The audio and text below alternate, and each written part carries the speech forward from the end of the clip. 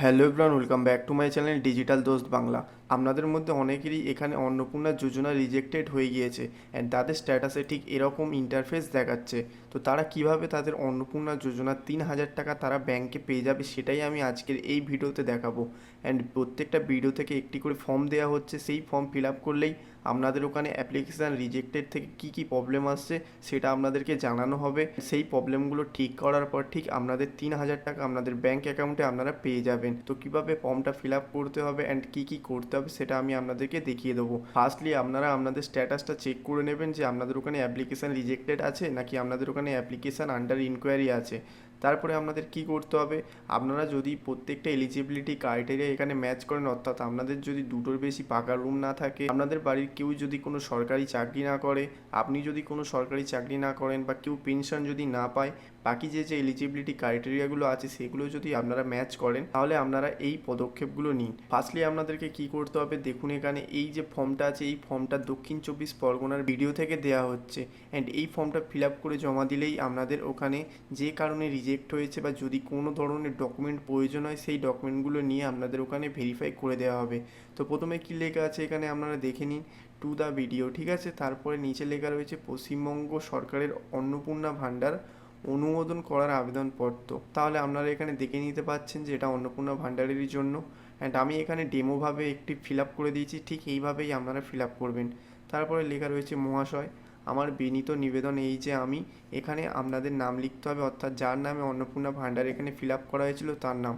এখানে কোনো ধরনের হেড অফ ফ্যামিলি বা বাকি অন্য কারোর নাম আসবে না, ঠিক আছে।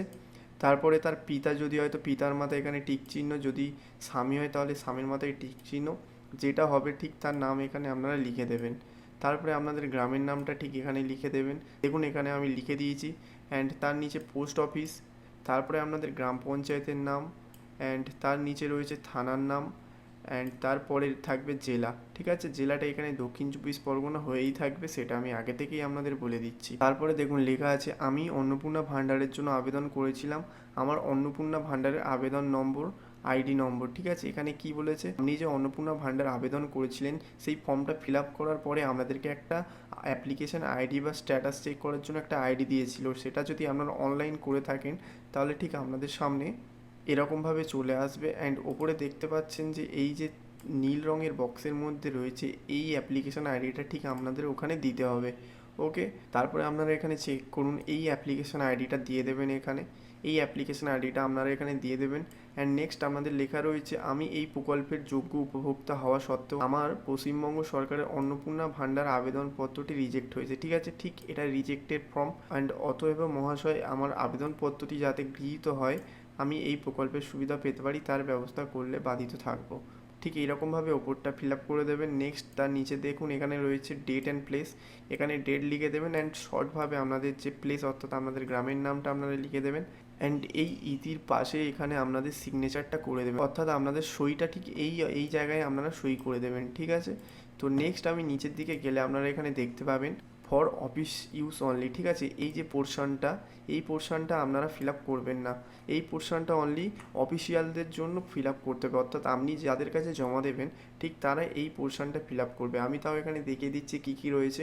এখানে ডেট থাকবে অ্যান্ড এখানে সিগনেচার থাকবে, কার সিগনেচার, এই সিগনেচারটা থাকবে যিনি অফিসার অর্থাৎ ফিল্ড ইনকোয়ারি অফিসার বা আইসিডিএস ওয়ার্কার, ওকে।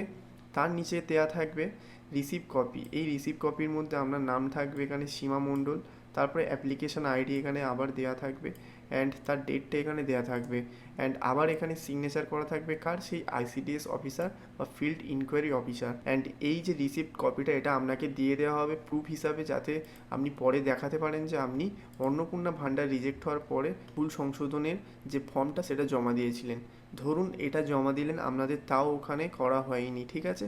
তাহলে আপনারা কি করবেন, তাহলে আপনারা নতুনভাবে গিয়ে এখানে আবার একটি নতুন নাম্বার দিয়ে এখানে অ্যাপ্লিকেশান ফর্ম ফিল আপ করবেন। অ্যান্ড এই ছাড়া আর কোনো ধরনের অপশান নেই এখানে, জাস্ট আপনাকে কি করতে হবে, এই ফর্মটা ফিল আপ করতে হবে, আর না হয় আবার নতুনভাবে এখানে অন্নপূর্ণা ভাণ্ডারের যে ফুল ফর্মটা আছে সেটা ঠিকঠাকভাবে প্রত্যেকটা ডকুমেন্ট ঠিক দিয়ে এখানে ফিল আপ করে দেবেন।